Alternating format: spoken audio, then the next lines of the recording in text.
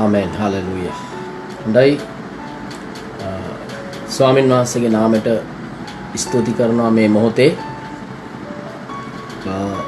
අද දවස අපිට ඉතාමත් වැදගත් දවසක්. මුළු කිතුණු සමාජයේම සියලුම ක්‍රිස්තියානි දරුවෝ අද දවසේ පෙන්තකෝස්ත දවස එහෙමත් නැත්නම් ප්‍රථම වතාවට ශුද්ධාත්මයන් වහන්සේ සභාවට වැගිරවීමේ දිනය සිහිපත් කරනු ලබනවා. ඉතින් මාගේ ප්‍රේමණීය සහෝදර සහෝදරියනි, අද දවස දේව වචනය ප්‍රකාරයටත් ඒ වගේම අපේ විශ්වාසය අනුව අපිට ඉතාමත් වැදගත් දවසක් හැටියට තිබෙනවා. අපි දකිනවා දෙවියන් වහන්සේගේ වචනය කිසිම දිනක වෙනස් වෙන්නේ නැහැ. උන්වහන්සේගේ වචනය ඊයේත් අදත් සදා කාලෙට මේ පහන වෙනා වචනේ බලය අපේ ස්වාමින් වහන්සේව විශ්වාස කරන පිණිස එතුමාගේ වචනේ ආලේපය අප කෙරෙහි උන්වහන්සේ නිදහස් කරනවා. අද දවස තුල අපි දෙවියන් වහන්සේගේ වචනය බලන කල අපි දකිනවා දේව වචනය සඳහන් වන පරිදි විශේෂයෙන් යුදෙව්වරුන්ගේ මංගල්‍යයක් තමයි නැත්තම් ප්‍රථම ඵල මංගල්‍ය තමයි මේ පෙන්තකොස්ත මංගල්‍ය ලෙස යුදෙව්වරුන් හැඳුන්වුවේ. ඉතින් ඒ නිසා මෙන්න මේ දවස තුල ක්‍රිස්තුස් වහන්සේගේ ගෝලයන් උන්වහන්සේගේ බලවත් වූ ඒ ශුද්ධාත්ම වැගිරවීම සිද්ධ වෙන පිණිස මෙන්න මේ දිනේට තමයි දේව වචනයේ ප්‍රකාරයට මේ විශාල වූ වැගිරවීම සිද්ධ වෙන්නේ. අපි දකිනවා ක්‍රිස්තුස් වහන්සේ උන්වහන්සේ ස්වර්ගාරෝහණය වෙන්න ප්‍රථම උන්වහන්සේ ඔසවා ගන්න ප්‍රථම උන්වහන්සේගේ ගෝලයන්ට උන්වහන්සේ පොරොන්දුවක් දුන්නා. ඒ පොරොන්දුව තමයි උන්වහන්සේ විටින් විට උන්වහන්සේ ගෝලයන්ට පොරොන්දු දුනා. ඒ වගේම අවසාන පොරොන්දුව හැටියට ක්‍රියා පළවෙනි පරිච්ඡේද 8 වෙනි පදයේ අපි දකිනවා දේව වාක්‍ය තුල කියනවා උන්වහන්සේ නම ශුද්ධාත්මයන් වහන්සේ නුඹලා කෙරෙහි පැමිණි කල නුඹලා බලය ලබන්නෝය කියලා. එවිට නුඹලා ජෙරුසලමේද මුළු යුදයේද සමාරියද පොළොවේ සීමාව දක්වා මාගේ සාක්ෂිකාරෝ වෙනවා. ඒ නිසා ස්වාමින් වහන්සේ ජේසුස් වහන්සේ තමන්ගේ ගෝලයන්ට උන්වහන්සේ ප්‍රකාශ කළා ශුද්ධාත්මයන් වහන්සේ නුඹලා තුලට පැමුණුනහම නුඹලා බලය ලබන්න යනවා.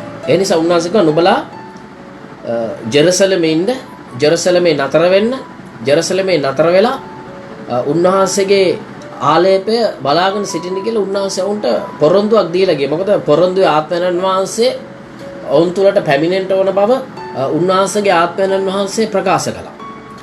දැන් දේව වාක්‍යය තුල අපි බලන විට ගෝලයන්ට මේ සිදුවීම නැත්නම් ජේසුස් වහන්සේ මේ ප්‍රකාශ කළා ආත්මයන් වහන්සේ ගැන, සුද්ධාත්මයන් වහන්සේ ගැන ඔවුන්ට අපි දේව ලියවිල්ල අපි බලන විට සාරාංශයක් හැටියට බලන විට ගෝලයන්ගේ ජීවිත දිහා බලන විට ඒගොල්ලන්ට මේක එච්චරම තේරුනේ නැහැ. මොකද අපි දකිනවා ජේසුස් වහන්සේ ස්වර්ගාරෝහණය වුණාට පසු ගෝලයන් උන්වහන්සේ දුන්න පොරොන්දු උන්වහන්සේ ඔවුන්ට පැවසුවා බොහෝ දේ ඔවුන් දැනගෙන හිටිය. නමුත් ගෝලයන්ට ඒ පිළිබඳ කිසි අවබෝධයක් නැහැ, ගොඩක් දුරට විශ්වාසයක් නැහැ.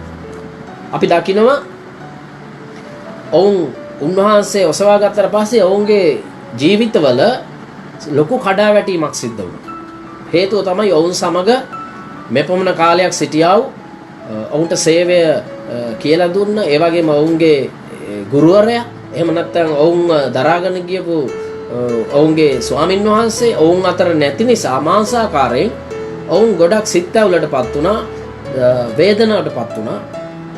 ඔවුන් තමන්ගේ ජීවිතේ බොහෝ දේ තමන්ට නැති වුණා කියන ආකල්පය තුළ තමයි මේ උන්වහන්සේගේ ගෝලයෝ සහ මේ පිරිස මෙන් ඉදිරියට ජීවත් වෙන්න යන්නේ. අපි දකිනවා උන්වහන්සේ ඔසවා ගත්තට පස්සේ ක්‍රියා පළවෙනි පරිච්ඡේදයේ උන්වහන්සේ ඔසවා ගත්තට පස්සේ නැවතත් 12 වෙනි පදයෙන් පටන් ගන්නවා. එකල ඔහු ජෙරුසලමට සමීප වූ සබත් දවසක ගමන් දුරු ඔලිව නම් ලත් කන්දේ සිට ජෙරුසලමට හැරී ගියෝය කියලා. ඊට පස්සේ ඔවුන් ඇවිල්ලා දේවාක්‍ය කියන උඩුමහල් දේවාක්‍ය කියන උඩුමහලට ඔවුන් නැවතී සිටි උඩුමහලට නැගුණා. ඒ ස්ථානයේ මොනවාද ඔවුන් සිද්ධ කරන්නේ? දේවාක්‍යයේ ක්‍රියාපොතේ පළවෙනි පරිච්ඡේදයේ 15 වෙනි පදයේ තියෙනවා මේ දවස්වලදී 120 දෙනෙක් පමණ සෙනග රැස්ව සිටි කල 120ක් මේ උඩුමහල් මැදුර යාඥා කරමින් හිටියා. 14 වෙනි පදයේ කියනවා මේ සියල්ලෝම ස්ත්‍රියෝද ජේසුස් වහන්සේගේ මව් වූ මරියාද උන්වහන්සේගේ සහෝදරයන්ද සමග එක්සිත්ව නොකොඩවම යාඥා කරමින් සිටියේ කියලා. දැන් මෙතනදී අපිට හිතන්න කාරණා කීපයක් තියෙනවා. ක්‍රියා පළවෙනි පරිච්ඡේදයේ මේ 14 වෙනි පදයේ තිබෙනවා මේ ඉතුරුණා වූ සෙනග 120ක් සෙනග උඩුමහලට නැගලා මේ උඩුමහල්ලේ නැවතී සිටමින් ඔවුන් මොනවාද කරේ? මොකද මේ ඔවුන් ජෙරුසලමට පැමුණුනේ ඒ දවස පෙන්තකොස්ත දවස හැටියට ජෙරුසලමට සියලුම රටවල් වලින් ඒ සියලුම නගර වලින් මේ මංගල්‍ය සැරස මේ මංගල්‍ය උත්සව ශ්‍රීයෙන් පවත්වන පිණිස සියලුම යුදෙව්වරුන් ජෙරුසලමට පැමිණ සිටියා. නොයෙකුත් භාෂාවල් කතා කරන ජාතීන් භාෂාවන් යුදෙව් ආගමට අයිති අය ඔවුන් ජෙරුසලමේ මේ මංගල්‍යයට පැමිණ සිටියා. ඒක පෙන්තකොස්ත දවසේ තමයි මේක සිද්ධ වෙන්නේ. ඒ අවස්ථාවේ තමයි මේ ගෝලයන් යාඥා කරමින් සිටින්නේ උඩුමහල් මැදුරට ගිහිල්ලා. එතකොට මේ යාඥා කරන්න හේතුව තමයි එකක් තමයි මේ පිරිස 120ක් සෙනග යාඥා කරන්නේ බලාපොරොත්තුවක් ඇතිව නෙමෙයි. ඔවුන් ඔවුන්ට කරන්න දෙයක් නැහැ. කියන්න කවුරුත් නැහැ. ඔවුන්ගේ ස්වාමින් වහන්සේ මේ වන විට ඔවුන් සමග නැහැ. ඔවුන්ට ස්වාමින් වහන්සේ කිව්වා බොහෝ දේවල් ඔවුන්ට දැනුනේ නැහැ. අපි දකිනවා පේතරුස්ලාගේ ජීවිත තුල බොහෝ දුර්වලකම් තිබුණා. ඒ වගේම උන්වහන්සේගේ ගෝලයන්ගේ ජීවිත තුල ගොඩාක් දුර්වලකම් තිබුණා. ඔවුන් පාවලා දුන්නා.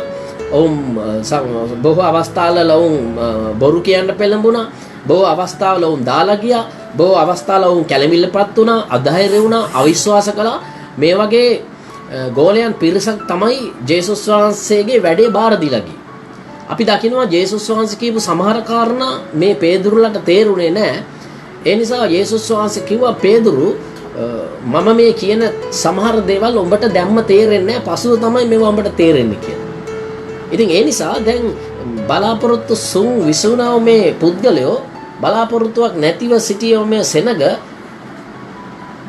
උඩුමහල් මැදුරට 120ක් එකතු වෙලා යාඥා කරා. දැන් ඇත්තරම ක්‍රිස්තුස් වහන්සේගේ අනුගාමිකයන් උන්වහන්සේගේ පිටිපස්ස ගිය අය හිටියේ 120ක් නෙමෙයි. බොහෝ අය හිටියා.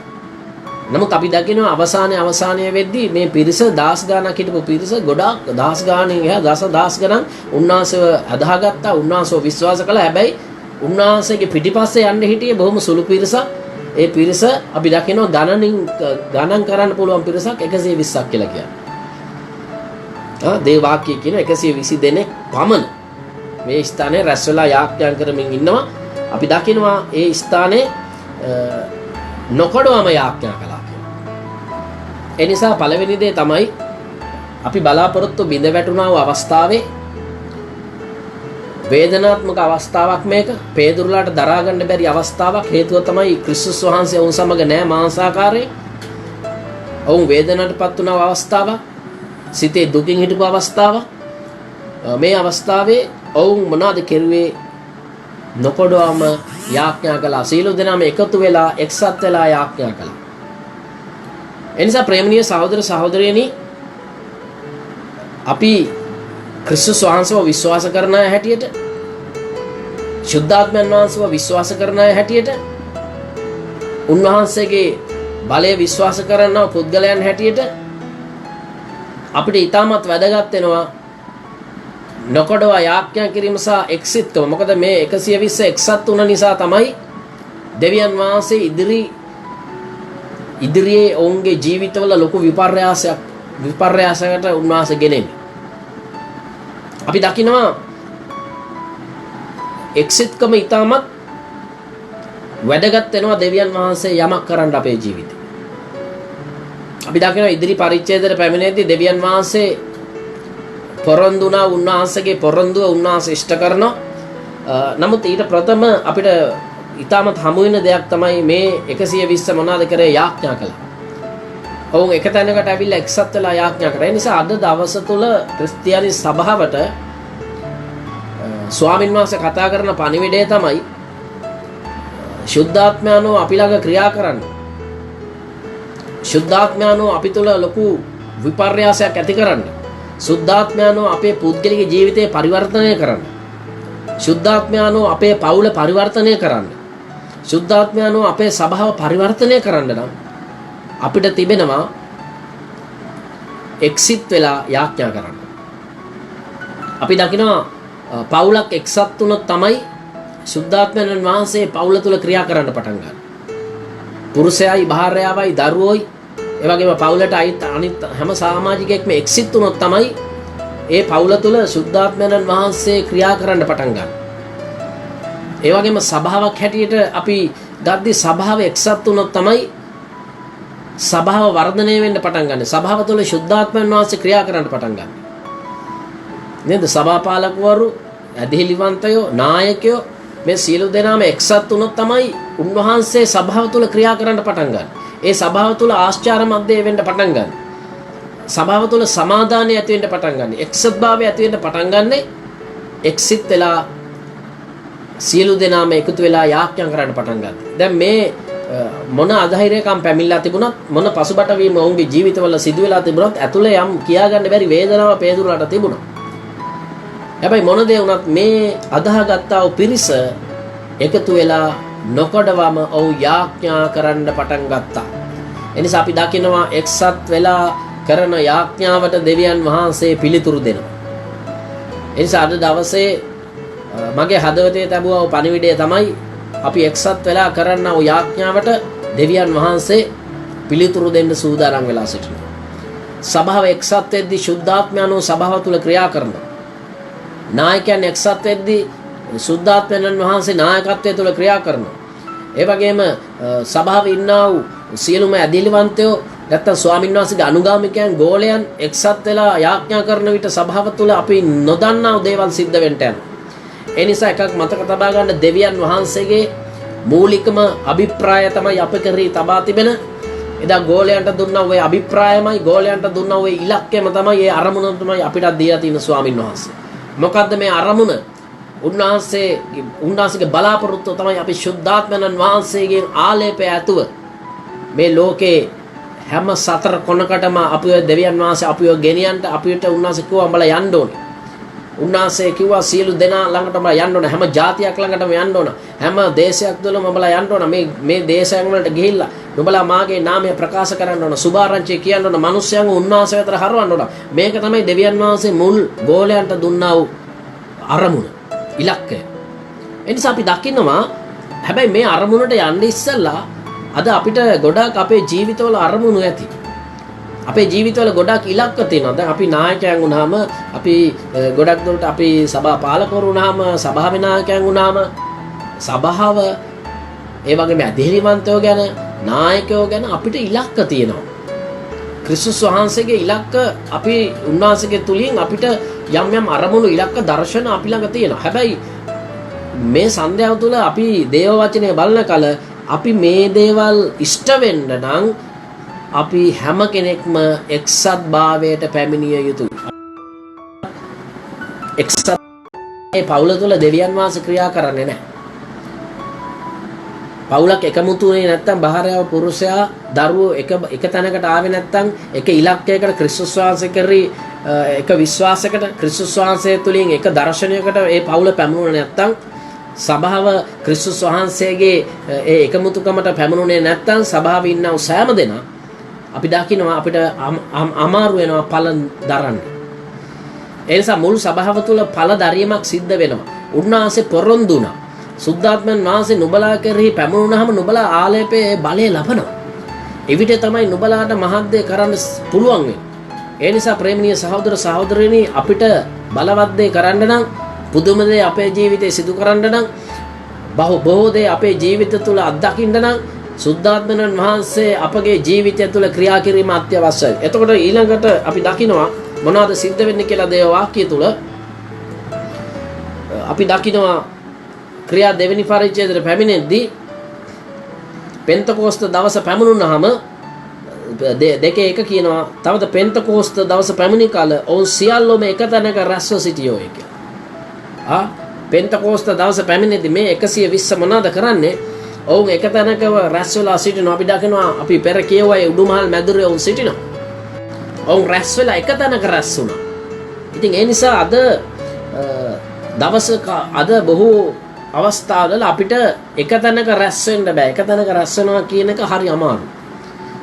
ඒ කියන්නේ එක තැනක රැස් වෙනවා කියලා කියන්නේ එක ආත්මයක් එක්සිටකමක් තිබීම අවශ්‍යයි. ඒ නිසා කිතුණු සමාජය නැත්තම් කිතුණු දරුවන් ඉගෙන ගත යුතු එක කරුණක් තියෙනවා. ඒ කරුණ තමයි එක්සත්කම අත්‍යවශ්‍යයි කිතුණු ස්වභාවයේ වර්ධනයට. කිතුණු ස්වභාවය ඉදිරියට යන්න නම් සභාව වර්ධනය වෙන්න නම් නායකත්වයේ වර්ධනය වෙන්න නම් නායකෝ බිහි වෙන්න නම් අලුත් ගෝලියෝ බිහි වෙන්න නම් ඒ වගේම තව බොහෝ අය ගැලවීමට පැමිණෙන්න නම් ඉන්න සභාව උන්වහන්සේව නියෝජනය කරන දරු නායකයෝ ඇදලිවන්තයෝ ගෝලයෝ සියලු දෙනාම එක්සත්ව යාඥා කරන්න අවශ්‍යයි. එක්සිටකම තුලින් තමයි සභාව තුල සුද්ධාත්මයන් වහන්සේ ක්‍රියා කරන්න පැමිණෙන්නේ. දැන් මුල් අත්දැකීම ඇවිල්ලා ඔවුන් බලාපොරොත්තු සුන්ුණා විදිහට ඔවුන් එක තැනක තැන් වලින් ඔවුන් විසිරලා ගියේ නැහැ. ඔවුන්ට බලාපොරොත්තුවක් නැහැ කියලා ඔවුන් විසිරලා ගියේ නැහැ. අපිට දැන් සියල්ලම ඉවරයි හමාරයි කියලා. නමුත් ඔවුන් අමාරුවෙන් හරි වේදනාවෙන් හරි සිත් ඇවුලෙන් හරි මොනවද කරන්නේ? ඔවුන් සියල්ලෝම එක තැනකට රැස් වුණා. පෙන්තකෝස්ත දවසේ තමයි ඔවුන් රැස් වෙන්නේ. ඒ පෙන්තකෝස්ත දවසේ ඔවුන් එක තැනකට රැස් වෙලා මොනවද කරන්නේ? අර අපි පෙර කිව්වා වගේ ඔවුන් යාඥාවෙන් බලාගෙන උන්න ස්වාමින් වහන්සේ දෙස. ඔවුන් හිතන්න බැරි දෙයක් තමයි දැන් සිද්ධ වෙන්නේ. නේද? අපි සමහර වෙලාවට යාඥාවෙන් එක්සත් වෙද්දී අපි සමහර වෙලාවට අපිට බැරි වෙයි එක්සිට් වෙන්න. අපි දකිනවා මෙතන මේ ගෝලයෝ ටික මෙතන ඉන්න ගෝලයෝ කිසිම දෙයක එක්සත්ව හිටපු කට්ටියක් නෙමෙයි. හරිද? ඔවුන්ගේ චරිත ගුණාංග ගැන අපි ඉගෙන ගද්දී ඔවුන්ගේ චරිත පිළිබඳ අපි අධ්‍යයනය කරද්දී අපි දකිනවා මේ අයට එක තැනක ඉන්න පුළුවන් කොට්ටාසයක් නෙවෙයි. එක තැනක එක විදිහකට ඔවුන්ගේ ජීවිත එක විදිහකින් ගලාගෙන ගියා වගේ නෙමෙයි පරස්පර විරෝධී අදහස් වුන්ට තිබුණා. හැබැයි අපි දකිනවා මේ සියලු දේ මැද්දේ දුර්වලකම් මැද්දේ ඒගොල්ලෝ මොනවාද කරන්නේ? එක් රැස් වුණා. එක්සිට් වුණා. ඒ නිසා ප්‍රේමණීය සහෝදර සහෝදරියනි සභාව එක්සත් වෙද්දී ශුද්ධාත්මයන් වහන්සේ සභාව තුල ක්‍රියා කරනවා. සභාව එක්සත් වෙද්දී ශුද්ධාත්මයන් වහන්සේ සභාව තුල මහත් දේ කරන්න යනවා. ඒ නිසා ඔබ ස්වාමින් වහන්සේගේ නාමයෙන් මේ අද දවසේ මේ පෙන්තකෝස්ත දවසේ ඔබට දෙන අභියෝගය තමයි ශුද්ධාත්මයන් වහන්සේගේ බලවත්කම ඇතුව ඔබ නැවත නැගිටින්න යනවා. අපි දකිනවා මේ සියලු දේ අපිට පැමුණුණු විපත්ති කරදර අමාරුකම් මේ සියල්ල අභිබව මේ සියල්ල සම්පූර්ණයෙන්ම අපි අමතක කරලා අපි නැවත නැගිටින්න යනවා ශුද්ධාත්මයන් වහන්සේගේ බලය ඇතුව. අපි දකිනවා මොනවාද සිද්ධ වෙන්නේ? දැන් පේදුරුලාගේ ජීවිත ගැන අපි ඉගෙන ගද්දී පේදුරුලා කියන්නේ දුර්වලයක්. මේ දුර්වල මිනිස්සු. ඔවුන් අපි දකිනවා ඔවුන්ගේ චරිත ගැන ඉගෙන ගද්දී පේදුරු කියන්නේ ඊටාම දුර්වල මිනිස්සෙක්. ඔව් පාවලා දුන්නා අඳුරන්නේ නැහැ කියලා කිව්වා. ඒ වගේම උන්වහන්සේව දාලා පැනලා ගියා. ඒ වගේම ඔවුන් නිතරම මුරණ්ඩු ස්වභාවය ඔවුන්ට තිබුණේ. ඔවුන් නිතරම බෑ පේදුරුතුමාලා නිතරම මේ පේදුරුතුමා ආත්මික කාරණාවලදී පිටිපස්සට යනවා. ඒ වගේම මානසික කාරණාවලට තමයි ඉදිරියට පයින්නේ. ඒ වගේ ගොඩක් දුර්වලකම් මේ පුද්ගලයා තුල තිබුණා. උදාහරණයකට. හැබැයි අපි දකිනවා මේ පුද්ගලයෝ එකතු වෙලා මේ ස්ථානයේ එක්සත් වෙලා යාඥා කරා. මොකද අපි හැම කෙනාම දුර්වල පුද්ගලයා. ඔබගේ සේවය තුළ සමානලාට ඔබ සේවය කරන අය පවා දුර්වලයෝ වෙන්න පුළුවන්. නායකයෝ පවා දුර්වල මිනිස්සු. ඇදහිලිවතුන් පවා දුර්වලයි. අපි කිසිම කෙනෙක් ਸਰව සම්පූර්ණ කට්ටිය නැහැ. හැබැයි අපි ක්‍රිස්තුස් වහන්සේගේ ධර්මිෂ්ඨකම තුළ අපි පොරබදිනවා. අපි කවුරුත් ඔක්කොම අය අසම්පූර්ණ මිනිස්සු. හැබැයි අසම්පූර්ණ මිනිස්යන්ව සම්පූර්ණත්වයට ගේන්න ශුද්ධාත්මයන් වහන්සේ ක්‍රියා කරනු ලබනවා. හාලෙලූයා. දැන් මේ අසම්පූර්ණ මිනිස්සුන්ව මොනවද සිද්ධ වෙන්නේ? දෙවෙනි පදේ කියනවා. තවද හුළඟක් හමන්නක් මෙන් ශබ්දයක් අහසින් හදිසියෙන් පැමිණ එයින් ඔවුන් හිඳගෙන උන්නා මුළු ගේ පිරුණේය. ගිනිවැනි උදු බෙදී යනවා උන්ට පෙනුනේය. ඒ ඔවුන් එක් එක්කෙනා කෙරෙහි පිහිටුවනේය. ඔවුන් සියල්ලෝම ශුද්ධාත්මෙන් පූර්ණව ආත්මයන් වහන්සේ උන්ට කතා කරන්න පුළුවන්කම දුම් ප්‍රකාරයට අන්‍ය භාෂාවෙන් කතා කරන්න පටන් ගත්තොය. හාලෙලූයා. අපි දකිනවා මේක තමයි ක්‍රිස්තියානි සභාවේ උපත හැටියට සඳහන් කරන්නේ. ක්‍රිස්තු සභාවේ උපත තමයි 120ක් දෙනා පෙන්තකෝස්ත දවසේ යාඥා කරමින් සිටින විට අපි දකිනවා මෙන්න මේ සිද්ධිය තුලින් ක්‍රිස්තුස් වහන්සේ පොරොන්දු වූ ආත්මයන් වහන්සේ ඔවුන් තුලට පැමිණෙනවා. ශුද්ධාත්මයන් වහන්සේ ඔවුන් කරා පැමිණෙනවා. උන්වහන්සේ කිව්වා මම ගිහිල්ලා උඹලට සැනසිලිකාරයෙක් එවනවා කියලා. උන්වහන්සේ කිව්වා මම ගිහිල්ලා නුඹලට පොරොන්දුයි ආත්මයන් වහන්සේ එවනවා. එතකොට මේ පොරොන්දුයි ආත්මයන් වහන්සේ තමයි මේ පෙන්තකෝස්ත දවසේ මේ 120 දෙනා පිටට පැමිණෙන්නේ. අපි දකිනවා සුළඟ, ගින්න, මේ සුළඟ, ගින්න මේ දේවල් වලින් අපි දකිනවා දේව වචනේ අර්ථවත් කරන්නේ ශුද්ධාත්මයන් වහන්සේ. ශුද්ධාත්මයන් වහන්සේව ගින්න හැටියට සලකුණක්. ඒ වගේම උන්වහන්සේ සුළඟ, ඒ වගේම හඬ තුලින් කතා කරනවා. ජලය කියන්නේ ශුද්ධාත්මයන් වහන්සේ. ඒතකොට ශුද්ධාත්මයන් වහන්සේට එක එක නාම වලින් එක එක ලාංඡන තුලින් උන්වහන්සේව හඳුන්වනවා. දැන් මෙතනත් ඒකයි කියන්නේ මේ තද සුළඟක් මෙතෙන්ට ඇවිල්ලා ඒ වගේම ගින්නක් ඇවිල්ලා ඔවුන් එක් එක්කිනාට මේ ගිනිදැල් පැමුණුණා. එතකොට ඔවුන් මොකද උනේ? ශුද්ධාත්මයෙන් පූර්ණ වෙලා ඔවුන් ස්වාමීන් වහන්සේ දුන් ප්‍රකාරයට අන්‍ය භාෂාවෙන් කතා කරන්න පටන් ගත්තා. මේක තමයි මුල් අත්දැකීම. එදා ශුද්ධාත්මයන් වහන්සේ ලැබුවයි කියන මේ 120 ශුද්ධාත්ම බෞතිස්මය ලැබුවයි කියන ලකුණ තමයි මේ අන්‍ය භාෂාව කතා කිරීම. ඉතින් එදා මේ දවස ඊටමත් වටිනා දවසක් ගෝලයන්ට. මේ හිටපු සෙනගට වටිනා දවසක්. ඔවුන් ආත්මයන් වහන්සේ දුම් ප්‍රකාරයට එකිනෙකා එක එක භාෂාවලින් කතා කරන්න පටන් ගත්තා. අන්‍ය භාෂාවෙන් ඔවුන් කතා කරන්න පටන් ගත්තා. ලොකු ආලේපයක් ඔවුන් තුළට පැමිණෙනවා ප්‍රේමණීය සහෝදර සහෝදරියනි. ජීවිත වෙනස් වෙනවා. මොකද අපේ ජීවිතේ වෙනස් කරන්නේ ශුද්ධාත්මයන් වහන්සේ. අද දවසේ ඔබේ ජීවිතේ වෙනස් කරන්න අවශ්‍ය නම් උන්වහන්සේට ඔබ ඉඩ දෙන්න. එදා ගෝලයෝ උන්වහන්සේට ඉඩ දුන්නා. ගෝලයේ ශුද්ධාත්මයන් වහන්සේට ඉඩ දුන්න ක්‍රියා කරන්න. ඔවුන් එක්සත් වෙලා යාඥා කළා. ඔවුන් එකතු වෙලා යාඥා කළා. අද ගොඩක් කරන්නම බැරි ප්‍රශ්නේ තමයි එකතු කරන එක. අද ගොඩක් කිතුණු සභාවක තියෙන ප්‍රශ්නේ තමයි එකතු කරන්න බෑ. පරස්පර විරෝධී අදහස් තියෙන. නේද? එකිනෙකාගේ අදහස් ගැලපෙන්නේ නැහැ සමහරලාට. එකිනෙකාගේ ආකල්ප, එකිනෙකාගේ තිබෙනා වූ දර්ශනය, එකිනෙකාගේ තියෙන ඉලක්ක, එක එක්කෙනාට තියෙන පුද්ගලික කාරණාවල් ඉලක්ක. නමුත් අපි දකිනවා අපිට මොන ඉලක්ක තිබුණත් හැබැයි ඒ ඉලක්ක යේසුස් වහන්සේ තුලින් පැමිණෙනා වූ ඉලක්ක විය යුතුයි. ඒ වගේම අපිට මොන ඉලක්ක මොන දර්ශන අපිට තිබුණත් අපි ඔක්කොම එක ඉලක්කයකට පැමිණෙනවා. ඒ තමයි පොළව දිනා ගන්න පිණිස ස්වාමීන් වහන්සේ මේ ඉලක්කය ඔබටත් මටත් දීලා තියෙනවා. පොළව දිනා ගන්න නම් නිකන් දිනා ගන්න බෑ. සුභාරංචිය කියන්න නම් නිකන් සුභාරංචිය කියන්න බෑ. ස්වාමීන් වහන්සේට සේවය කරන නම් නිකන් සේවය කරන්න බෑ. අපි දේව වචනය හදාරලා අපි ඕන තරම් අපිට පුළුවන් ඩිග්‍රියක් ගන්න නේද? අපිට පුළුවන් අධ්‍යාපනය ලැබලා මමත් අධ්‍යාපනය ලැබන කෙනෙක්. අපිට අධ්‍යාපනය ලැබලා හොඳ ඩිග්‍රියක් ගහ ගන්න පුළුවන්. ඕනම ඩිග්‍රියක් නේද? අපිට දේව වචනය තුල අපිට ගිහිල්ලා ඕන ඩිග්‍රියක් ගහ ගන්න පුළුවන්. හැබැයි ලොකුම ඩිග්‍රිය තමයි ශුද්ධාත්මයන් වහන්සේ අපිට මඟ පෙන්වීම අවශ්‍යයි. ශුද්ධාත්මයන් වහන්සේ අප සමග ක්‍රියා කරන්න අවශ්‍යයි. ශුද්ධාත්මයන් වහන්සේ අප තුල ඇවිලෙන්න අවශ්‍යයි. ශුද්ධාත්මයන් වහන්සේ නැති තැන මරුණි ස්ථානයක්. ශුද්ධාත්මයන් වහන්සේ සභාව තුල නැති වුණොත් සභාව ඇවිල්ලා දියාරු වෙනවා. ශුද්ධාත්මයන් වහන්සේ සභාව තුල නැතුනොත් සභාව මරුණ සභාවක් වෙනවා. මලානික වෙන්න යනවා. ආත්මයන් වහන්සේ ඒකයි බයිබලයේ කියන්නේ ආත්මයන් වහන්සේව නිවෙන්න දෙන්න එපා. ඔබේ පුද්ගලික ජීවිතය තුල ආත්මයන් වහන්සේට නිවෙන්න දෙන්න එපා. ඔබගේ පවුල තුල ආත්මයන් වහන්සේට නිවෙන්න දෙන්න එපා. ඔබේ සභාව තුල ආත්මයන් වහන්සේට නිවෙන්න දෙන්න එපා. ආත්මයන් වහන්සේ නිවුණොත් ඔබගේ ස්වභාවය ඇල්මරුණා ස්වභාවයක් බවට පත් වෙනවා. ඒ නිසා අද මම මේ වචනේ අසන්නව සෙනගට කියන්න කැමතියි. යම් කෙනෙක් අද දවසේ ඇල්මරුණා ස්වභාවයෙන් ඉන්නවනම් අද අපි මේ සමරන්නව පෙන්තකෝස්ත දවස තුල ඔබ ඇල්මරුණු ස්වභාවයෙන් නැවත ඔබ එළියට එන්න ඕනේ. ඔබ ඇල්මරුණා ස්වභාවයෙන් නැවත ආලෝකයට පැමිණෙන්න ඕනේ. ඇල්මරුණා ස්වභාවයෙන් නැවත ජීවනයට පැමිණෙන්න ඕනේ. මේක කරන්න පුළුවන් ශුද්ධාත්මයන් වහන්සේට පමණයි. උන්වහන්සේගේ ආලේපයට පමණයි අපිව වෙනස් කරන්න පුළුවන්. ඒකයි උන්වහන්සේ කිව්වේ සුද්ධාත්මයන් වහන්සේ පැමිණි කල නුඹලා බලය ලබනවා.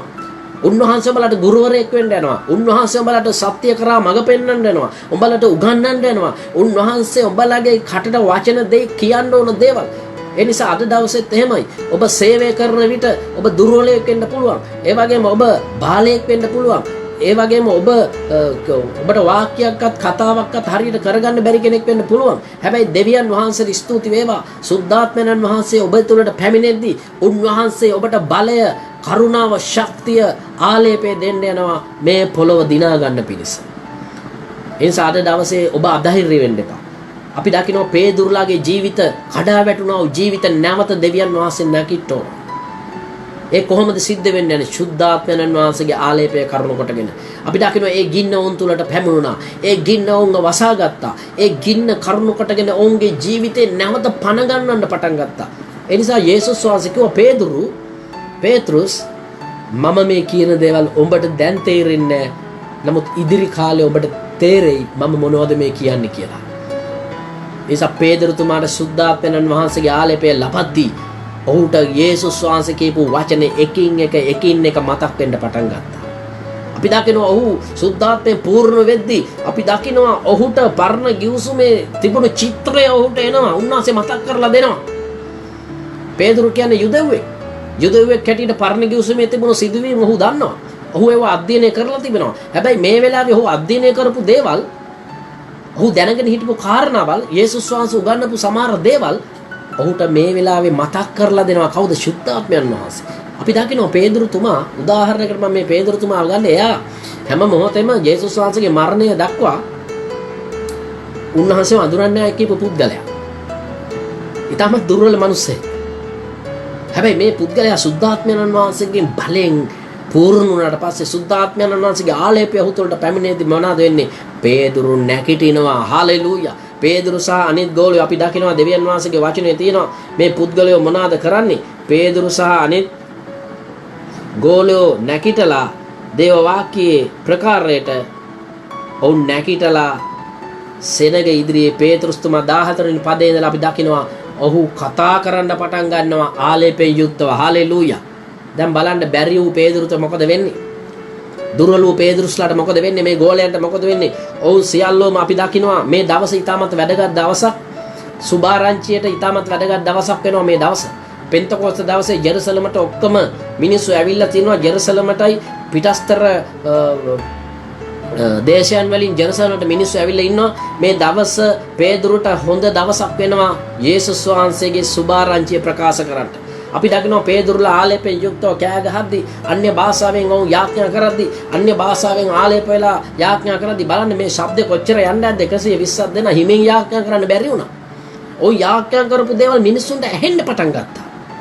ඒ නිසා අපි දකිනවා අපේ යාඥාව නවත්තන්න බෑ. මේ අපේ යාඥාව ඇවිල්ලා බලවන්තයි. අපේ යාඥාවට පුළුවන් කණු හොලවන්න. අපේ යාඥාවට පුළුවන් ලෝකය හොලවන්න. අපේ යාඥාවට පුළුවන් බලවත් දේ සිදු කරන්න. අපේ යාඥාවට පුළුවන් දේශයන් අනිත් පැත්ත හරවන්න. හැබැයි මේ යාඥාව මොන වගේ යාඥාවද වෙන්න ඕනේ? ආලේපලත් එක්සත්කමේ යාඥාව වෙන්න ඕන. ප්‍රේමිනිය මගේ සහෝදර සහෝදරිනී සභාව එක්සත් වෙනවා නම් මේ පොළව දිනා ගන්න අපිට පුළුවන් වෙනවා. ඔබ එක්සත් වෙනවා නම් ඔබේ දේශයන් දිනා ගන්න ඔබට පුළුවන් වෙනවා. අද ප්‍රශ්නේ තියෙන්නේ මුල් සභාව වගේ එකතු වෙන්න අමාරුකමක් තිබෙනවා. බොහෝ අයට තිබෙනවා එක්සත් වෙන්න බැරි ප්‍රශ්න. අපි යාඥා කරනවා. අපි සේවය කරනවා. අපි ක්‍රිස්තියානි සැලැස්ම සැඩුල් එකකට අපි වැඩ කරනවා. හැබැයි ප්‍රේමණීය සහෝදර සහෝදරියනි, පෙන්තකොස්ත දවසෙන් පස්සේ ඔක්කොම සැඩුල් එක මාරු වෙනවා. පේදුරුලා නැගිටිනවා. බලවන්ත පුද්ගලයන් හැටියට තමයි නැගිටින්නේ. ඒ නිසා ඔබට පළවෙනියෙන් ඔබව වෙනස් වෙන්න නම්, ඔබේ ජීවිත වෙනස් වෙන්න නම්, ඔබගේ ස්වභාවයන් වෙනස් වෙන්න නම්, ඔබේ පවුල වෙනස් වෙන්න නම්, ඔබේ සේවය වෙනස් වෙන්න නම්, ඔබේ ජීවිත සියල්ල පරිවර්තනය වෙන්න නම් ඔබ එක්සත් වෙලා ඔබ යාඥා කරද්දී උන්වහන්සේ ඔබ තුල විශාල පරිවර්තනයක් ගේන්න එතෙන්ට සුද්ධාත්මයන් වහන්සේ පැමිණෙද්දී අපි දකිනවා සුද්ධාත්මයන් වහන්සේ කරුණ කොටගෙන සියලු වියගස් කඩා වැටෙන්න යනවා. උන්වහන්සේගේ කරුණාව සභාව කෙරෙහි නිදහස් වෙන්න යනවා. උන්වහන්සේගේ ආලේපය දේව දරුවෝ කෙරේ නිදාස් වෙන්න යනවා. උන්වහන්සේගේ ආලේපය සෑම කෙනෙක් කෙරෙහි වගුරනවා. නායකයෝ කෙරෙහිද නේද? ඔබ සේවය කරන පුද්ගලයෙක් හැටියට සමහර වෙලාවට ඔබගේ ජීවිතය තුළ ඔබ මේ වෙලාව හිතනවා වෙන්න පුළුවන් අනේ මගේ සේවය කඩාගෙන වැටිලා. ඔබ හිතනවා වෙන්න පුළුවන් අනේ මගේ සේවය ආලේපේ නැති වෙලා ගිහිල්ලා තියෙනවා. අනේ මගේ සේවය තුළ මට බොහෝ දේ මට කරගන්න බැරි ස්ථානේ මම හිර වෙලා තියෙනවා කියලා ඔබ සමහරවිට හිතනවා වෙන්න පුළුවන්. අනේ මගේ පවුල එක්සත් වෙන්න බැරි තැන මම ඉන්නවා. ඒ නිසා මගේ ප්‍රේමණීය සහෝදර සහෝදරනි ඔබ එක්සත් වෙලා යාඥා කරද්දී ඔබට පුළුවන්කම ලැබෙයි මහත් දේවල් ඔබේ ජීවිතය තුළ ඉෂ්ට කරනු ලබන්න. ඔබට පුළුවන්කම ලැබෙනවා බලවත් මිනිසෙක් හැටියට නැගිටින්න. ඔබට පුළුවන්කම ලැබෙනවා ආලේපලත් මිනිසෙක් හැටියට නැගිටින්න. අපි දකිනවා පේදුරුතුමා කතා කරනවා දැන්. කතා කරන්න බැරි මිනිස්සයා කතා කරනවා. අපි දකිනවා පේදුරුලාට එහෙම කතා කරන්න දක්ෂෝ නෙමෙයි. පේදුරුලාට එහෙම සේවය යේසුස් වහන්සේ එක්ක හිටියා මිසක් ඔව් යේසුස් වහන්සේ ඉදිරියේ යේසුස් වහන්සේ තමයි කතා කළේ පේදුරුලා ඇවිල්ලා බලාගෙන හිටියා විතරයි. යේසුස් වහන්සේ කියපු දේ උන් කළා එච්චරයි. ඔවුන්ට ඒ කියන්නේ හැඟීමක් තිබුණේ අපි දකිනවා. බලාගෙන හිටපු කිසිම දෙයක් කරන්න බැරි පේදුරුලාට මොකද උනේ? ඔවුන් දන්නේ එකම එක දෙයයි. ඔවුන් දන්නේ මසුන් මරන්න විතරයි. මොන හරි ප්‍රශ්නයක් වුණොත් ඉදිරියට පැනලා ගහ ගන්න පුළුවන්. ඒකට තමයි පේදුරුලා දක්ෂ. හැබැයි ප්‍රේමනා සහෝදර සහෝදරිනි පෙන්තකෝස්ත දවසේ ශුද්ධාත්මයන් වහන්සේගේ වැගිරවීමත් සමග මේ අයගේ ජීවිත වෙනස් වෙනවා. මේ අයගේ ජීවිත පරිවර්තනය වෙන්න පටන් ගන්නවා. මේ අයගේ ජීවිත ස්වාමින් වහන්සේ ඉදිරි දැක්ම මොකද උන්වහන්සේ දන්නවා. උන්වහන්සේ කිව්වා ශුද්ධාත්මයන් වහන්සේ ආවහම තමයි උඹලට සියලු සත්‍ය කරා මඟ පෙන්වන්න යන්නේ. උන්වහන්සේගේ ආලේපය අවසයි. ඒ නිසා අද දවසේ සභාවට ශුද්ධාත්මයන් වහන්සේ ඕනේ. අද බොහෝ දෙනා ශුද්ධාත්මයන් වහන්සේට ඉඩ දෙන්නේ නැති තත්ත්වයටපත් වෙලා තියෙනවා. අද බොහෝ දෙනා ශුද්ධාත්මයන් වහන්සේට කතා කරන්නේ නැහැ. ශුද්ධාත්මයන් වහන්සේට ඉඩ දෙන්නේ නැහැ. ශුද්ධාත්මයන් වහන්සේට තමන්ගේ ජීවිතේ විවෘත කරන්නේ නැහැ. ඒ නිසා අද මේ පෙන්තකෝස්ත දවස අපි නිකන් සම්ප්‍රදායක් හැටියට පෙන්තකෝස්ත දවස කිව්වට වැඩක් වෙන්නේ නැහැ. අපි දිනපතාම පෙන්තකෝස්ත මනුස්සයන් හැටියට ඉදිරියට යන්න ඕනේ. ඒ කියන්නේ ශුද්ධාත්මයන් වහන්සේගෙන් පූර්ණ මිනිස්සු වෙන්න ඕනේ. අවුරුද්දකට සැරයක් සමරනවා නෙමෙයි මේක. නේද? සුදු ඇඳගත්තා කියලා සුද්ධාත්මයන් වහන්සේ ඉන්නේ නැහැ. මොනවාද කරන්න ඕනේ? ඒ වගේම අපි වත්පිළිවෙත් කෙරුවයි කියලා සුද්ධාත්මයන් වහන්සේ ඉන්නේ නැහැ. අපි අවුරුද්දකට සැරයක් කොඩියක් දැම්මා කියලා සුද්ධාත්මයන් වහන්සේ ඉන්නේ නැහැ. සුද්ධාත්මයන් වහන්සේ ඉන්නේ එක්සත් වෙන තැන, ඉඩ දෙන තැන උන්වහන්සේගේ බලය පැමිණෙන නිසා අද සභාවට අවශ්‍යයි සුද්ධාත්මයන් වහන්සේ. දේව සේවකයන්ට අවශ්‍යයි සුද්ධාත්මයන් වහන්සේගේ ආලේපය. ඇදහිලිවතුන්ට අවශ්‍යයි සුද්ධාත්ම ආලේපය. උන්වහන්සේ අපිට දුන්නා වූ ඒ මතෙව් සුභාරංචියේ 28 වෙනි පරිච්ඡේදයේ 19 වෙනි පදේ උන්වහන්සේ දුන්නා වූ මේ ඒ ආඥාව තුල ඒක ඉෂ්ට කරන්න සුද්ධාත්මයන් වහන්සේ වුණ. ගෝලියෝ බිහි කරන්න සුද්ධාත්මයන් වහන්සේ වුණ. ගෝලයන්ව ඇති කරන්න සුද්ධාත්මයන් වහන්සේ වුණ. සභාව පිබිදෙන්න සුද්ධාත්මයන් වහන්සේ වුණ. මාංශයෙන් පිබිදෙන්න සභාවට ආද සුද්ධාත්මයන් වහන්සේ වුණ. එදා සභාව පිබිදෙන්න පටන් ගන්නවා.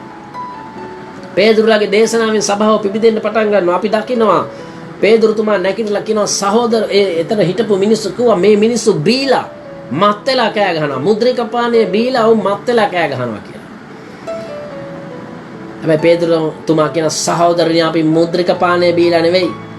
යෝවෙල්ගේ පොතේ මෙන්න මෙහෙම කියලා තියෙනවා. අපි දකිනවා යෝවෙල්ගේ පොතේ දෙවෙනි පරිච්ඡේදයේ 2:8 පදවල අපි දකිනවා එදා මේ සිද්ධිය ගැන යෝවෙල් පොතේ පේදුරුතුමා මේක නැවත මතක් කරලා දෙනවා. යෝවෙල් අපි දකිනවා යෝවෙල්ගේ පොතේ දෙවෙනි පරිච්ඡේදයේ 28 වෙනි පදේ 28 වෙනි පදයේ තිබෙනවා ඉන්පසු මාංශමු සියල්ලන් කෙරෙහි මාගේ ආත්මය වගුරුවන්නෙමි. නුඹලාගේ පුත්‍රයෝද දූවරුද අනාගත වාක්‍ය කියන්නෝය. නුඹලාගේ මහල්ලෝ ස්වප්න දකින්නෝය. නුඹලාගේ යෞවනයන්ට දර්ශන පෙන්වන ඇත. ඒ දවස්වලදී දාසයන් සහ දාසින් කෙරෙහි පවා මාගේ ආත්මය වගුරුවන්නෙමි. ඉතින් අපි දකිනවා පේදුරුතුමා මේක මතක් කරලා දෙනවා මෙන්න මේ යෝවෙල් පොතේ යෝවෙල් අනාගත වක්‍රවරයා මෙන්න ඉහත යුදෙව් මොකද මේ කතා කරන්නේ යුදෙව්වන්ට හොඳ දැනගැන්මක් තියෙනවා යෝවෙල් පරණ ගිවිසුමේ තිබෙන පොත්පත් ගැන. මෙතන යෙරුසලමට ඇවිල්ලා හිටපු අයට හොඳට දැනගැන්මක් තියෙනවා යෝවෙල්ගේ පොත ගැන. ඒ නිසා පේදුරුතුමා නැගිටලා කියනවා යෝවෙල්ගේ පොතේ මෙන්න මෙහෙම කියලා තියෙනවා අන්තිම දවස්වලදී නේද මාංශමු ඉන්පසු මාංශමය දවස්වලදී කියලා ඔහු කතා කරනවා. ඉතින් ඒ නිසා අපි දකිනවා සභාව තුල මොකද සභාව තුල පරණ ගිවිසුම තුල අපි දකිනවා යම් පිරිසකට විතරයි යම් කොට්ටාසයකට විතරයි දෙවියන් වහන්සේගේ හැම ආලේපයක්ම තිබුණේ. යම් රජවරුන්ට තිබුණා, අනාගත වක්කරුවරුන්ට තිබුණා, පූජකයන්ට තිබුණා. මේ අය පමණයි දෙවියන් වහන්සේ එක්ක සම්බන්ධ වුණේ. මේ අය තුලින් තමයි සෙනගට කතා කළේ දෙවියන් වහන්සේ. හැබැයි ඒක තමයි පරණ ගිවිසුමේ සිස්ටම් එක. නමුත් අලුත් ගිවිසුමේදී පෙන්තකෝස්ත දවසට පැමිණෙද්දී එදා යෝවල්ගේ පොතේ මේ කිව්ව කාරණය පේදුරුතුමා සනාත කරනවා ක්‍රියා පොතේ මේ පෙන්තකෝස්ත දවසේ සහෝදරයනි දෙවියන් වහන්සේ එදා පොරොන්දු වුණා මෙන්න මේක. මාංශමු සියල්ලම් පිට මාගේ ආත්මය වගුරුන බව. ඒක තමයි අද මේ සිද්ධ වෙලා අපි ඔබලා ඉදිරියේ මුද්‍රික පානේ මත් වෙලා නෙමෙයි ඒ ආත්මයන් වහන්සේගේ මත් වෙලා සිටින්නේ අපි. අපි දකිනවා ඔහු යේසුස් වහන්සේ ගැන දේශනා කරන්න පටන් ගත්තා. අපි දකිනවා යේසුස් වහන්සේ ගැන උන්වහන්සේගේ කුරුස පූජාව, උන්වහන්සේගේ මේ ලෝකෙට පැමිණීම. අපි දකිනවා මේ පේදුරුතුමාගේ දේශනාවට බොහෝ කාරණා කීපයක් අඩංගු වෙනවා. ඒ දේශනා තමයි යේසුස් වහන්සේගේ පැමිණීම, යේසුස් වහන්සේගේ කුරුසපත් වීම, යේසුස් වහන්සේගේ දුක් විඳීම, කුරුසපත් වීම, උන්වහන්සේගේ මලොංගෙන් උත්ථාන වීම. මේ සියලු දේ යේසුස් වහන්සේ ගැන විතරයි මේ දේශනාවේ අඩංගු වුනේ. පේදුරුතුමාලා ගැන දේශනා කරන්න ගියේ නැහැ. පුද්ගලයෝ ගැන දේශනා කරන්න ගියේ නැහැ. යේසුස් වහන්සේ ගැන විතරයි උන් දේශනා කළේ. යේසුස් වහන්සේගේ බලය ගැන විතරයි දේශනා කළේ. ඒ නිසා අපේ දේශනාවක තියෙන්න ඕනේ යේසුස් වහන්සේ ගැන විතරයි. උන්වහන්සේගේ බලධාරීත්වය ගැන, උන්වහන්සේගේ ආලේපය ගැන, උන්වහන්සේගේ ජීවිතය ගැන අපේ දේශනා තුල, දේශනා ශෛලය තුල උන්වහන්සේව තමයි පණිවිඩය වෙන්න ඕනේ. අපේ සුභාරංචියේ පණිවිඩය යේසුස් වහන්සේ. අපේ සුභාරංචියේ මේ ලෝකෙට අපි හඬගාලා කියන පණිවිඩය තමයි යේසුස් කියනවා පණිවිඩය.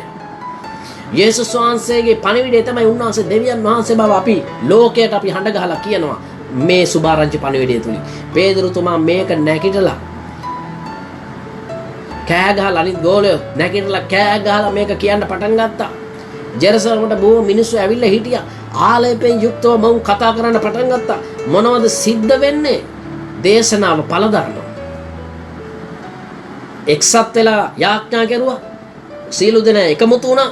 එකමුතු වෙලා යාඥා කරද්දී සුද්ධාත්මයන් වහන්සේ පැමිණෙනවා. සුද්ධාත්මයන් වහන්සේ පැමිණ වුන් ආලේප වෙනවා, බලය ලබනවා, තාලෙන්ත ලබනවා, දීමනා ලබනවා. ඊට පස්සේ ඒ ආලේපෙන් යුතුව නැගිටලා දේශනා කරන්න පටන් ගන්නවා. දේශනා කරන්න පටන් ගද්දී මොනවද සිද්ධ වෙන්නේ? ජේසුස් වහන්සේ ගැන තමයි දේශනා කරන්නේ. ජේසුස් වහන්සේ තමන් ගැන නෙමෙයි. පේදුරුලා තමන් ගැන, තමන්ගේ පුද්ගලික ජීවිත ගැන දේශනා කරන්න ගියේ නෑ. යේසුස් වහන්සේ ගැන උන් දේශනා කරන්න පටන් ගත්තා. යේසුස් වහන්සේ ගැන දේශනා කරන්න පටන් ගද්දී මොනවද දැන් සිද්ධ වෙන්නේ? ජීවිත පරිවර්තනය වෙනවා. හැබැයි එකක් මතක තියාගන්න. ජේසුස් වහන්සේ ගැන දේශනා කරද්දී ආලේපයෙන් යුක්තවයි දේශනා කරන්න ඕනේ. ආලේපේ නැතුව දේශනා කරුවට වැඩක් වෙන්නේ නැහැ එහෙනම්. ඒක අපිට අලුත් ගිවිසුමේම මේ මෙතන කියනවා. ඔවුන් නැත්තම් පේදුරුලා වේලසන් ආලේපේ ලබන්න ඉස්සෙල්ලත් ඔවුන් හිටියා. හැබැයි ආලේපයේත් එක්ක දේශනාවල් එද්දී සුද්ධාත්මයන් වහන්සේ සමග සුද්ධාත්මයන් වහන්සේට හඬට ඇහුම්කන් දෙන්න, සුද්ධාත්මයන් වහන්සේ තුල ගමන් කරන්න ජීවිතය ආරම්භ කරගන්න මේ පෙන්තකොස්ත දවසේ. අපි පෙන්තකොස්ත කාර්යෝ නැත්තම් අපි සුද්ධාත්මය පිළිගන්නවා වයි කියලා අපි ආඩම්බර වෙනා නෙවෙයි. අපි කාටත් හැම කෙනාටම ඊටමත් වැදගත් වෙන පොයින්ට් එකක් තමයි අද දවස. ඒ පොයින්ට් එක තමයි අපි සුද්ධාත්මයන්ව පිළිගන්නවා. අපි හඳුන්වනවා සුද්ධාත්මයන් වහන්සේ පිළිගන්න අය හැටියට. එහෙමනම් සුද්ධාත්මයන්ව අපි තුල ක්‍රියා කරන්න ඕනේ. සුද්ධාත්මයන්ව අප තුල බහත් වූ බලවත් දේ අපි තුලින් කරන්න යනවා. පේදුරුතුමා දැන් දුර්වල පේදුරුව මොකද වෙන්නේ? දැන් ඔබේ ජීවිතය සමගම මේ දේශනාව අහන්නා ඔබ දුර්වලයෙක් වෙන්න පුළුවන්. පසුබැස්ස කෙනෙක් වෙන්න පුළුවන්. ඔබ වටින්නේ නැති පුද්ගලයෙක් වෙන්න පුළුවන්. ඔබට කිසිම කෙනෙක් වටිනාකමක් දෙන්නේ නැති පුද්ගලයෙක් වෙන්න පුළුවන්. හැබැයි පේදුරුතුමාගේ ජීවිතේ කිසි වටිනාකමක් තිබ්බේ නැහැ. වටිනාකම දෙන්නේ කවුද? සුද්ධාත්මයන් වහන්සේ ඔහුට වටිනාකමක් දෙනවා. සුද්ධාත්මයන්ෝ ඔහු සමග, ඔහුගේ වචන සමග, ඔහු කරපු දේශනය සමග, ඔහුගේ වචන උච්චාරණ සමග කතා කරන්න අදක්ෂ මේ මිනිස්සු, දුර්වල වූ මිනිස්සු තුළ සුද්ධාත්මයන් වහන්සේ පැමිණෙන විට කුමක්ද සිද්ධ වෙන්නේ? මේ ලෝකේ අනිත් පැත්ත හරවන්න පුළුවන්කම වුන්ට ලැබෙනවා. ඔහු යාඥා කරද්දී කුමක්ද සිද්ධ වෙන්නේ? මිනිස්සුන්ට දැනෙන්න පටන් ගත්තා. බයිබලයේ කියනවා අනින ලද සිත් ඇතුව කියලා. මිනිස්සු මේ යාඥා මේ දේශනාවල් අහලා මොනවද උනේ? අනින ලද සිත් ඇතුව මිනිස්සු පේදුරුතුමාලට සහ ගෝලයන්ට කියන්න පටන් ගත්තා සහෝදරයනි අපි මොනවද කරන්න ඕනේ කියලා. ඒ නිසා ප්‍රේමණීය සහෝදර සහෝදරිනි අපේ දේශනාවලින් මිනිස්සුන්ට රිදෙන්න ඒ කියන්නේ මිනිස්සුන්ට පාපය ගැන ඇනෙන්න දේශනා කරුවා කියලා කියන්නේ මොකද්ද? පාපය ගැන ඒත්තු ගියා. නැත්තම් වෙන මේ පුද්ගලික දේවල් ගැන හොයලා මිනිස්සුන්ට ගහනවා නෙමෙයි. අපේ දේශනාව වෙන්න ඕනේ ක්‍රිස්තුස් වහන්සේ පමණයි. පේදුරුගේ දේශනාව තුළ අපිට ඉගෙන ගන්න බොහෝ තිබෙනවා මේ ඉතිහාසයේ මේක බොහෝ ඓතිහාසික දේශනයක්. ඓතිහාසික සිදුවීමක් ඒ වගේම ඓතිහාසික දේශනාවක්. මේ ඓතිහාසික දේශනාවේ මොනවාද ඔහු කතා කළේ? ජේසුස් වහන්සේ ගැන. උඹලා කුරුසේ යන ගැහුවා මේ ජේසුස් වහන්සේ. උන්වහන්සේ නැවත නැකිට්ටා. උන්වහන්සේ තුල ජීවනය තියෙනවා. උන්වහන්සේ තුල මේ පෙන්තකොස්ත දවසේ දේශනාවට මුළු බයිබලයේම අඩංගු වෙනවා. මුළු බයිබලෙම මෙතෙන්ට අඩංගු වෙන හේතුව තමයි පේදුරුතුමා මේක ලස්සනට මිනිස්සුන්ට කියනවා. හැබැයි කියන්නේ යේසුස් වහන්සේ ගැන ඔහු කියන්නේ ශුද්ධාත්මයන් වහන්සේ ඔහු තුලින් ක්‍රියා කරනවා. අපි දකිනවා මේ දේශනාවේ මිනිස්සුන්ගේ හිතට දැනුණා අපි පව්කාරෝ කියලා. ඒ නිසා අපේ සේවය තුලින් දැනෙන්න ඕන මිනිස්සු අලුත් ආත්ම ගැලවෙන්න නම් මේ ලෝකයේ පසුතැවිල්ලට ගේන්න පුළුවන් එකම එක කොට්ටාසයක් ඉන්නේ ඒ තමයි ඔබත් මම. පව්කාර ලෝකය පසුතැවිල්ලට ගේන්න දෙවියන් වහන්සේ තෝරගෙන ඉන්නේ ඔබත් මාවත් විතරයි. ඒ සඳහා ඔබ මාව දෙවියන් වහන්සේ පත් කරලා තියෙනවා. අපේ ජීවිත පැත්තෙන් ගත්තොත් අපේ ජීවිතේ දුර්වලකම් ඇති. අධෛර්ය වීම ඇති, කලකිරීම ඇති, සිත් වේදනාවල් ඇති. අධෛර්යයටපත් වෙලා කඩා වැටුණු ස්වභාවයෙන් ඔබ මේ සන්ධ්‍යාවේ මේ ස්ථානේ ඉන්නවා වෙන්න පුළුවන්. හැබැයි ප්‍රේමණීය සහෝදර සහෝදරනි සුද්ධාත්මයන්ට ඔබ ඉඩ දෙන විට සුද්ධාත්මයන් ඔබ ළඟ ක්‍රියා කරන විට අපි දකිනවා මේ ලෝකේ මිනිස්සයා පසුතැවිල්ලට පැමිණෙන්න යනවා.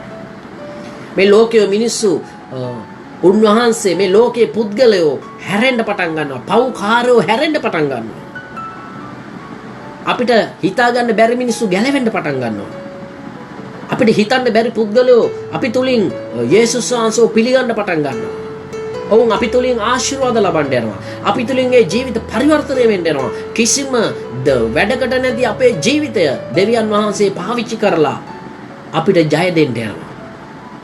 අපිට විතරක් නෙවෙයි අපේ වචන අසන මිනිස්සු ගැලවෙන්න යනවා. ඔබ යාඥා කරද්දී යක්ෂයෝ දුර වෙන්න යනවා. ඔබ රෝගෙන් පිට අත තබලා යාඥා කරද්දී ඔව් සුව වෙන්න යනවා. ඔබ සුභාරංචිය වචනය එකිනෙකාට ගිහිල්ලා ප්‍රකාශ කරන විට ඔබ සුභාරංචිය වචනය එකිනෙකාට ගිහිල්ලා කතා කරන විට ඒ අය ගැලවෙන්න යනවා. හාලේ ඔබ ගිහිල්ලා හිට ගන්න තැන දෙවියන් වහන්සේගේ ආත්මයන් වහන්සේ ඉන්නවා. ඔබ ගිහිල්ලා යාඥා කරද්දී වචන දෙකක් තුනක් ඔබ යාඥා කරන විට අපි දකිනවා දෙවියන් වහන්සේගේ බලවන්ත ආත්මය ඇවිලෙන්න පටන් ගන්නවා.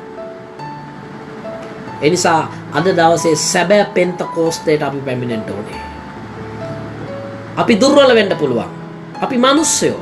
හැබැයි දුර්වලු ගෝලයන්ව දෙවියන් වහන්සේගේ ආලේපයෙන් උන්වහන්සේ බලවත් කරලා ඔවුන්ව ලෝකයට උන්වහන්සේ මුදා හරිනවා සේවය සඳහා. අපි දකිනවා ප්‍රේමණීය සහෝදර සහෝදරනි මිනිස්සු අනිලද අපි දකිනවා ක්‍රියා 2:37 කියනවා බොහෝ අය අනිනලද සිත් ඇතුව සහෝදරයනි අප මොනවද දැන් කරන්න ඕනේ එහෙනම්? අපි ඔබ කිව්ව වචනය අහගෙන හිටියා. අපිට දැනෙනවා මේ වචනේ සත්‍යතාවය තියෙනවා. අපිට තේරෙනවා මේ වචනේ බලය තිබෙනවා. අපිට තේරෙනවා මේ වචනේ ආනුභාවය තිබෙනවා. අපි කවදාවත් මේ වගේ දේශනයක් අහලා නැහැ. අපි මොනවද කරන්න ඕනේ? අපිට දැනෙනවා අපි පව්කාරෝ කියලා. අපි දකිනවා පේතෘස් කියනවා නුඹලා සියල්ලෝම පසුතැවිලිව පව් කමාව පිණිස ජේසුස් වහන්සේගේ නාමයෙන් බෞතිස්ම වෙන්න. ඒ නිසා අපි දකිනවා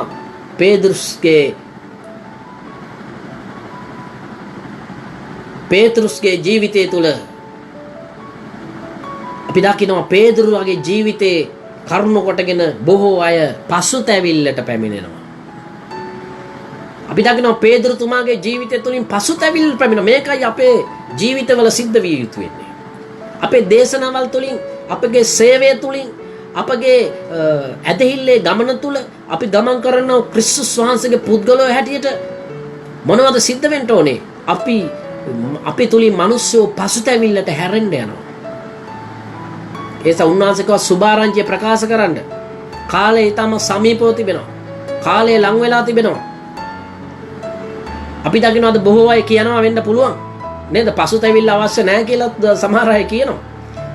හැබැයි පේදුරුතුමාලාගේ ජීවිතේ මේ ඔවුන් කරපු දේශනා තුලින් මිනිස්සු හැරුණා. අද දවසෙත් එහෙමයි. අපි දකිනවා ලෝක ඉතිහාසය ගද්දි, ක්‍රිස්තියානි ඉතිහාසය ගද්දි මිනිස්සෙක්ව යේසුස් වහන්සේ ගැන කියද්දී මිනිස්සයාට මොනවද සිද්ධ වෙන්නේ? එයා පසුතැවිල්ලට පැමිණෙනවා. තමන් පව්කාරෝ කියලා හැඟුණාට පස්සේ එයා පසුතැවිලි වෙන්න පටන් ගන්නවා තමන්ගේ පාපයන් ගැන.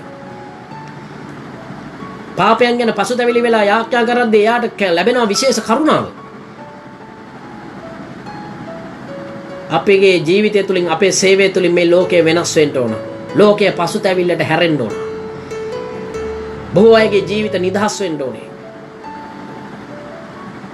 පාපයට අහු වෙලා ඉන්න මිනිස්සු ගැලවෙන්න ඕනේ. රෝගයට අහු වෙලා ඉන්න මිනිස්සු නිදහස් වෙන්න ඕනේ. ශාප වලට අසු වෙලා ඉන්න මිනිස්සුන්ගේ නිදහස් වෙන්න ඕනේ. අපි දකිනවා මේ මොහොතේ මේ පෙන්තකොස්ත දවසේ පටන් මේ මොහොතේ පටන් තමයි මිනිස්සු නිදහස් වෙන්න පටන් ගත්තේ. පේදුරුලාගේ සේවය තුළ බලවත් දේ සිද්ධ වෙන්න පටන් ගත්තේ මේ මොහොතේ පටන්. උනේ මොනවාද? ජේසුස් ගැන දේශනා කරද්දී, ජේසුගේ වචන ගැන වුන් ප්‍රකාශ කරද්දී, පව් ගැන ප්‍රකාශ කරද්දී, හැරීම ගැන ප්‍රකාශ කරද්දී, පාපේස්ත ස්වභාවය ගැන ප්‍රකාශ කරද්දී, ජේසුගේ කුරුස පූජාව ගැන සිහි කරද්දී, දේශනා කරද්දී මිනිස්සුන්ටම දැනුණා අපි පව්කාරයෝ, අපි කොතනද ඉන්නේ කියලා. එනිසා මගේ ප්‍රේමණීය සහෝදර සහෝදරිනි, දෙවියන් වහන්සේ ඔබව මාව පාවිච්චි කරනවා.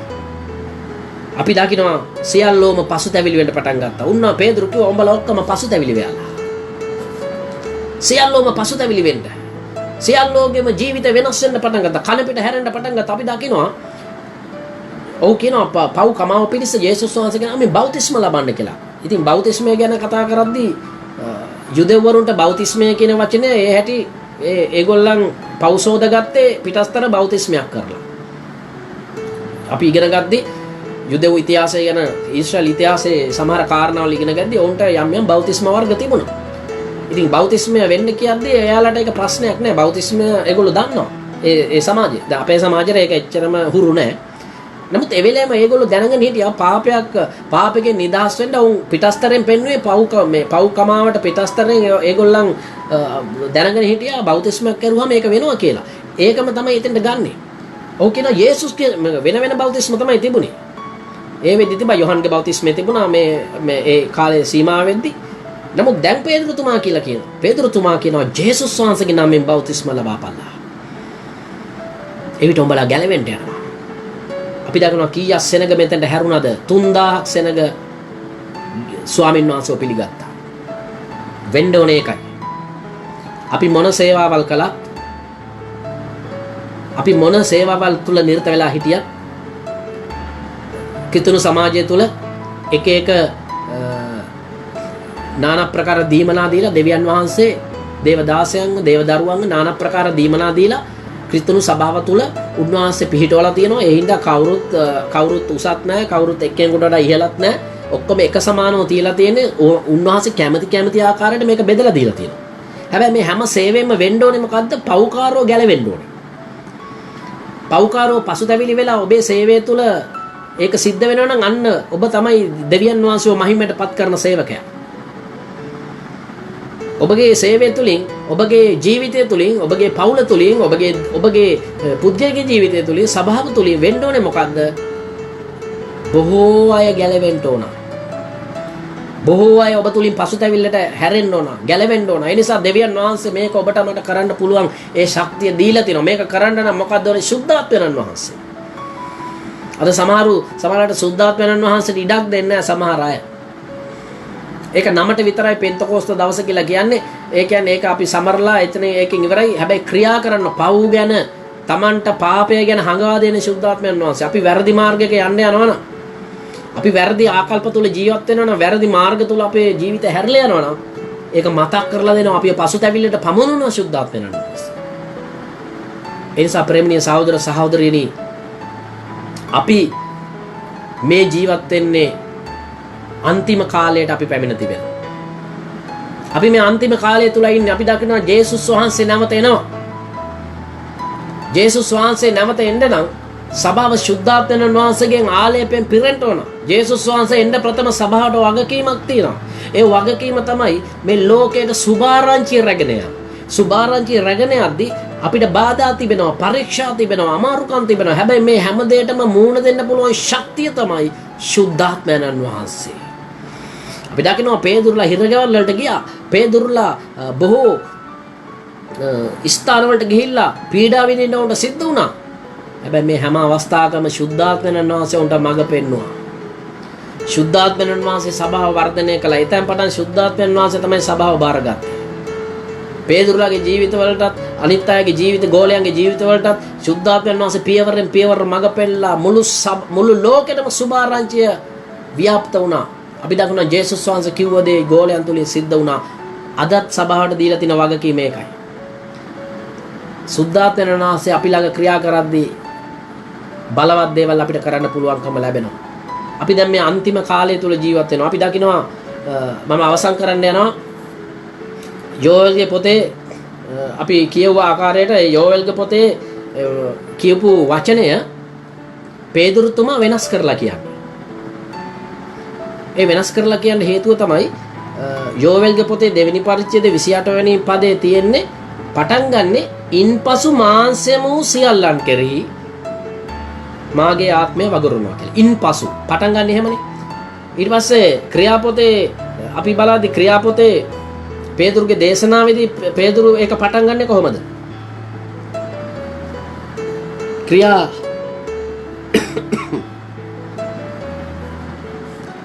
පේතෘස්ගේ දේශනාව තුළ ක්‍රියා දෙවෙනි පරිච්ඡේදයේ 17 වෙනි පදයේ පේදුරුතුමා ඒක කොහොමද කියන්නේ? අන්තිම දවස්වලදී කියලා. හැබැයි යෝවෙල් කියන්නේ අන්තිම දවස්වලදී කියලා. යෝවෙල් කියන්නේ ඉන්පසු කියලා. ඉන්පසු මාංශම සියල්ලන් කෙරෙහි පේදුරුතුමා කියන්නේ අන්තිම දවස්වලදී මාගේ ආත්මය. අන්තිම දවස්වලදී මාගේ ආත්මය වගුරුනෝ. යෝවෙල් කියන්නේ ඉන්පසු මාංශම. එතකොට දැන් මොකද්ද මේ අන්තිම කාලය කියලා කියන්නේ? අන්තිම කාලය එතකොට පටන් ගන්න පේතෘස්ගේ දේශනාවත් එක්ක තමයි. දැන් අපි මේ පේදුරුගේ දේශනාවෙන් පස්සේ තමයි සභාව ඉස්සරහට ගියේ. එතන ඉඳන් තමයි අන්තිම කාලය ආරම්භ වෙන්නේ. ඒ නිසා අපි අන්තිම කාලය ගැන ප්‍රශ්න තියෙනවානේ. සමහරු කියනවා අන්තිම කාලය නේද? අපි කියනනේ භූමිකම්පාවක් ආපු ගමන් අපි කියනවා අන්තිම කාලය. වෛරස් එකක් ආපු ගමන් අපි කියනවා මේ අන්තිම කාලය. ඊට පස්සේ යුද්ධ ඇති වුණ ගමන් අපි කියනවා අන්තිම කාලය. මේ වාක්‍ය එක කියනවා පැහැදිලිව. හැබැයි අන්තිම කාලය කොහොමද පටන් ගන්නෙ? දැන් පේදුරුතුමා එක අඟවලා දෙනවා. ක්‍රියා දෙකේ ඔහු 2:17 ක්‍රියා ඔහු කියනවා අන්තිම දවස්. එහෙනම් අන්තිම දවස් තමයි එදා ඒ දේශනාව ආරම්භ වෙන්නේ අන්තිම දවසේ. එදා තමයි මේක වැගුරුනේ ආලේපේ. එතන ඉඳන් තමයි අන්තිම කාලය පටන් ගන්න. දැන් මම මේ අන්තිම කාලය ගැන නෙමෙයි ඔබට කියන්නේ. ඒක පොඩි අදහසක් දුන්නේ ඔබට හිතන්න. අන්තිම කාලය තමයි එදා ඉඳන් ඉස්සරහට සභාව. ඉතින් පේදුරුලා දේශනා කරන්නේ කාලය ඊටමත් සීමිත බව ඔවුන්ට වැටහුණා. කාලය නැති බවට වැටහුණ නිසා ඔවුන් වේගෙන් දේශනා කරන්න පටන් ගත්තා. පාවුල්තුමාලා කාලය සීමිත නිසා ඉක්මනින් සුභාරංචිය ඔවුන් වැගිරුවා. ඔවුන් හිතුවා කාලය ඊටමත් සීමිතයි අපිට තියෙන. ඒ නිසා අද අපිටත් ඒ ආකල්පය අවශ්‍යයි. කාලය ඊටමත් සීමිතයි. අපි දන්නේ මේ ලෝකේ ඊළඟට කුමාරද සිද්ධ වෙන්න යන්නේ කියලා. පව්කාරෝ හැරෙන්න ඕනේ. ඒ සඳහා දෙවියන් වහන්සේගේ ආත්මය අද සභාවට දීලා තියෙනවා. බයිබලයේ කියනවා ආත්මයන් වහන්සේ නොනිවල්ලා නිවෙන්න දෙන්න එපා. ඔබ තුළ ශුද්ධාත්මය අනුව ඔබගේ සේවය තුළ ශුද්ධාත්මය නිවෙන්න දෙන්න එපා. ඔබගේ ජීවිතය තුළ ශුද්ධාත්මය නිවෙන්න දෙන්න එපා. ඔබගේ පවුල තුළ ශුද්ධාත්මය නිවෙන්න දෙන්න එපා. ඔබගේ සේවය තුළ, ඔබගේ දරුවෝ තුළ, ස්වාම පුරුෂයා භාර්යාව තුළ, ඔබගේ ජීවිතය තුළ ශුද්ධාත්මයන් වහන්සේගේ ආලේපය තුළ ඔබ හැම කෙනෙක්ම ජීවත් වෙන්න. මේ පෙන්තකෝස්ත දිනේ මේ පොළොව තුල විශාල මෙහෙවරක් කරන්න අපිව දෙවියන් වහන්සේ ඉදිරියට ගෙනියන්න යනවා. ඒ නිසා මේ පේදුරුතුමාලාගේ දේශනා තුලින් මිනිස්සු අනිත් පැත්ත හැරුණා.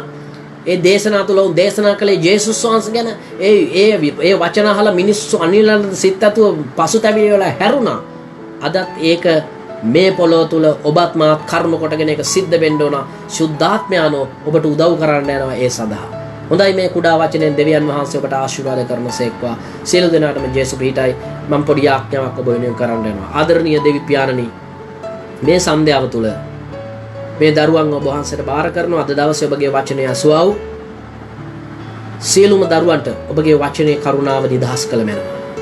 ස්වාමිනී ඒ සැබෑ පෙන්තකොස්ත දවස ඒ සුද්ධාත්මයන් වහන්සේගේ වැගිරවීම අද දවසේ අපේ ජීවිත තුළ පුද්ගලිකවද පඟුල්වසේද සභාවක් ඇටියට වගුරුවලා ඔබගේ මෙහෙවර මේ පොළොව තුළ ඉෂ්ට කරන්න අපිට ඔබගේ කරුණාව නිදහස් කරන්න කියලා යාඥා කරනවා ස්වාමීනි. ඔබගේ හස්තයට මේ මොහොතේ බාර කරනවා. සියලු දෙනාටම දැන් ආශිර්වාද කළ මැනව. ජේසුස් වහන්සේගේ උතුම් වූ නාමයෙන් පියාණනි. ආමේන්. ආමේන්. හොඳයි ස්වාමීන් වහන්සේ ඔබ සැමට ආශිර්වාද කරනසේක්වා. ජේසුස් පිටයි සියලු දෙනාට.